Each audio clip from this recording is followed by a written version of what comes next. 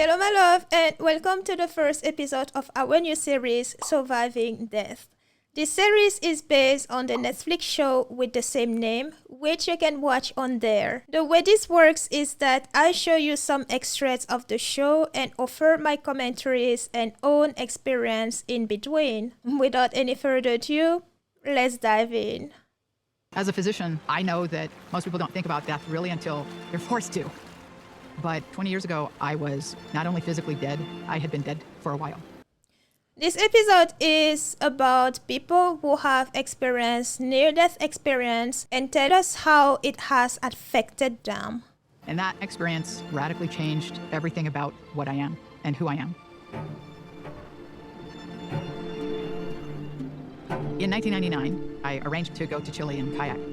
And I was looking forward to this section of river that's well known for its waterfalls. The woman here is telling us her experience, starting with how she had a near-death experience, and that started from the accident that she had when she went kayaking. I'm not going to show this part of the show to you, but to summarize it for you, she went kayaking and had an accident there, and I'm going to take you from that moment instead. My boat became pinned, and I was completely submerged under 10 feet of water. I was not breathing. My torso was absolutely plastered to the front deck of the boat. And I could feel my bones breaking. I thought I should be screaming, but I wasn't. I felt no pain, no fear, no panic. I felt more alive than I've ever felt. What she just said right now, I'd like you to keep this in your mind because that is recurrent. Hold it tight as we move on. I could feel my spirit sort of peeling away from my body, and my spirit was then released up to the heavens. Okay, here she's talking about spirit being released to heaven, and my take here is just that she is a Christian point of view, and that stems from, of course, her own upbringing, because to different people it is different. For Christian, for the most part, it's usually compared to heaven. I was immediately greeted by a group of somethings. I don't know what to call them. People, spirits, beings. I didn't recognize any of them, but they had been important in my life story somehow, like a grandparent who died before I was born. Also pay attention to this part when she said she was greeted by spirits, or here she mentioned a grandparent, but yes, pay attention to this as well. It is another recurring theme in these stories usually. They were so overjoyed to welcome me and greet me and love me. These beings started taking me down this pathway. The pathway was very thickly covered with hundreds of thousands of flowers and the aromas of flowers. It was exploding with every color of the universe. Flowers and colors, those earth stuff are a way to keep something familiar for the newcomer, what I call the newcomer. So they keep reassured. There was an absolute shift of time and dimension. I experienced all of eternity in every second. And of course, this is another thing to keep your attention on. And I did forget to tell you at the start of this video to probably take a notebook and a pen or pencil to just take note, because there's just a lot going on that we are going to touch on. And every second expanded into all of eternity. Pathway went to this great dome structure. I believe I was in heaven, God's world, whatever you want to call it. I had an overwhelming sense of being home. The sense of being home is another recurring theme from most people telling their near-death experiences, and also the feeling I have from my memory before reincarnating in this life. It is very vivid, and I remember I didn't want to come. So as we move forward into the video, and as you can see, yes, I did skip a little bit, she just went ahead and tell the entire experience. I mean, we just talked about where she was as she was in conscious in this world and what was going on as she was unconscious, and the fact that those she was with tried to revive her because she was without oxygen for 30 minutes. So this is what is going on in this entire part, and me skipping ahead because of course if I played the whole thing we'll be here forever. As a physician, I'm not really in a crowd of people who want to talk about things like near-death experiences. People in science often think you can't possibly believe in anything supernatural. I don't believe that we know everything. And we don't. These type of experiences most of the time, and as far as I have heard and seen, are always people who don't really believe in this kind of stuff, who experience things like this. Not always, but for the most part. And though science has come a long way, there's still a lot to be discovered in this area. From the scientific experiments that have been conducted so far, and as explained in the episode as well, there are 4 patterns that keep recurring from people telling their experiences. The sense of time, as time is always said to be distorted. At least one living of light always comes to welcome the newcomers, as I call them. And they're usually described as loving and warm. Their senses are also heightened. When they return, they are changed from before the near-death experience. And so far this sounds really accurate from what I remember. It is crazy because though I do not remember of near-death experience, I do remember of whom. I never knew how to explain those, but I have been called crazy when even talking about all this. So you might love watching this, you make your own mind. My experience started, incredibly enough, on a Wednesday evening, and it was Thanksgiving coming up the next day, and we were running some electrical lines and some poles, and I was up on a bucket truck. We kind of said we could save a couple hours if I stay up on the bucket.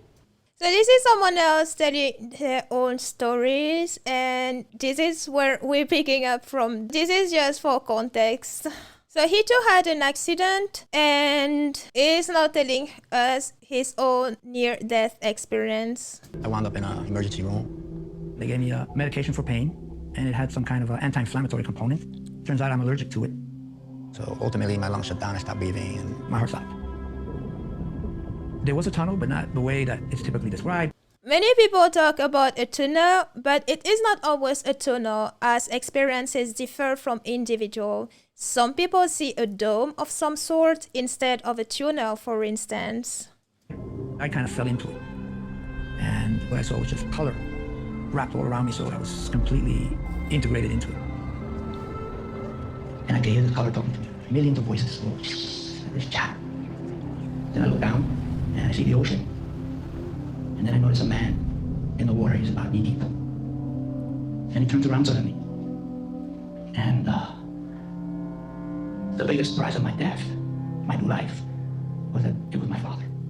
It is always at least one person you knew in your life, and I have always assumed that this is in order to maintain familiarity, in order to keep the newcomers calm. At least this is how I have made sense of it. The person coming to you is usually one who you had some type of relationship with, whether good or bad. Another theory that I have for this is because at the moment, some have lessons to learn within the exact moment, and sometimes it is the moment when unfinished business tend to be taken care of. Again, this is my own opinion, and science can still prove me wrong on this. I am open to any plausible explanation as far as they make sense. Me and my dad had a very difficult relationship in life. We couldn't even hug.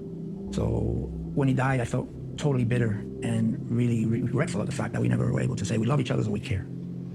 So I'm looking at him here in his face, and I'm saying, oh my gosh, this is my opportunity.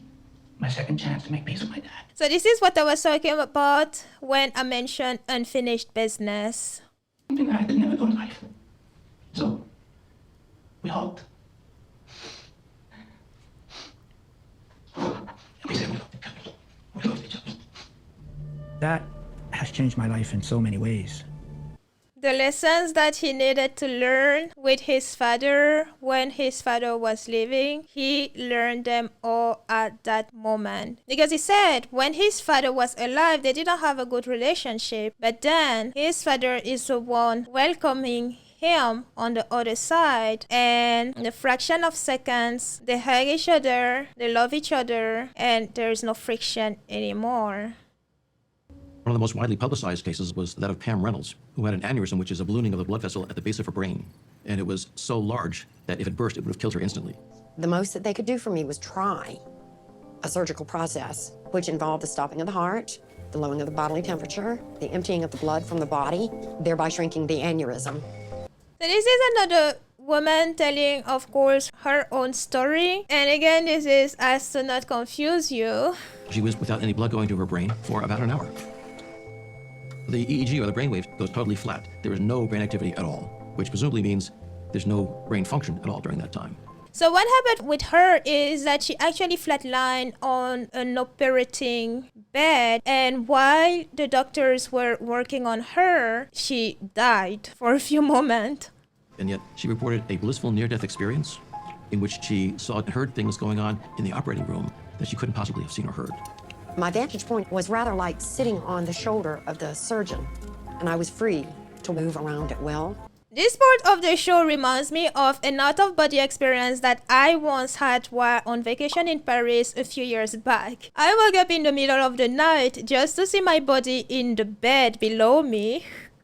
I was about my body and started freaking out. I had astral projected before, but not like this. I had never found myself about my body like that. I was there trying to get back in, but I didn't know how. Then, as I started to accept that I was possibly dead, next thing I knew, I was back into my body. When one survives something so catastrophic as death, there's a gaping hole in your soul. Inside, you feel it crumbling, and you wonder, how do I make sense of it? When people talk about near-death experiences, they talk about it being... So this next story is that of Stephanie Arnold, and she told her experience happened when she was in labor. Again, I'm going to skip past this part and just give you a brief summary. She was pregnant and she had premonition of something going wrong with the pregnancy. I watched this before and I may be confusing things a little bit, but the thing here is, yes, she was pregnant. She had a premonition that something was gonna be wrong with the pregnancy. The doctors didn't take her seriously until something happened and she was rushed to the hospital. And what she did, I'm actually going to take you to the moment that after she was taken to the hospital in the surgical room, how she actually left her body from the near-death experience that she's telling. Everything came into a 3D movie, and I could actually see outside of my body. My point of view was above my body and next to my body, and I could see everything that was going on in the operating room. I see the anesthesiologist by my feet. I see which nurse jumped on my chest to give me CPR. In this other dimension, spatial relations break. There is no ceiling. There are no walls. Everything is just moving around in so many different directions. The way she left her body is consistent with astral projection too, seeing your body from above and from a side. It is so weird, like 1 second you see yourself from above and the next you see it from a side. Time and space have no meaning anymore, at least not as we know it here. I saw my daughter in a completely different part of the hospital with our nanny. I saw what my husband was wearing when he got off the plane. And then I see spirits everywhere. My grandmother, who had passed when I was 10 years old, my mother's brother also appeared.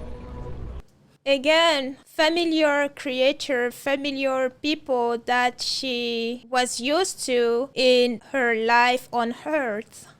After I heard Dr. Levitt, there was just this pulling in my stomach, and then I was back in my body. That is exactly how I did too when I had that out-of-body experience in Paris. You don't know when it's going to happen because it is fast. Like 1 second you are above and the next you are within. It is almost like you get back when you are reassured and no longer freaking out. Maybe and with the sense of feeling that you are okay, or at least that you will be. All of the doctors were like, I don't have a medical explanation for the near-death experience or the premonitions, but I look at them as a knowing. This knowing comes from someplace. So this sense of knowing that she mentioned is one of the gifts that we are born with. Premonitions, visions, or just knowing stuff and you can't explain it. Most people who share their experiences with us do so because they're struggling with how to understand it. You do freak out at the time because what you're now seeing and experiencing is way off what you knew till that point. It can even be too much. Dying is traumatic, and it's difficult to integrate it and get past that. This world of art and color brought a lot of peace and calm into my life, and it made me feel a sense of knowing. People ask me if the experience was real or not. At the end of the day, I can't prove to you. I can only share my experience with you. And that right there is the truth. It is not about whether people believe us or not, but more about what we know we saw and experienced. And that can't be taken away. My near-death experience changes how I understand death. Death is not the final word, and it's not the end. Amen to that.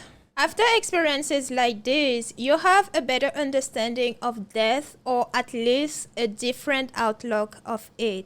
What are your thoughts about near-death experience or out-of-body experience? Please let me know in the comments below. And if you enjoyed this video, please give it a thumb up. And if you are new to the channel and like what we do here, please consider subscribing.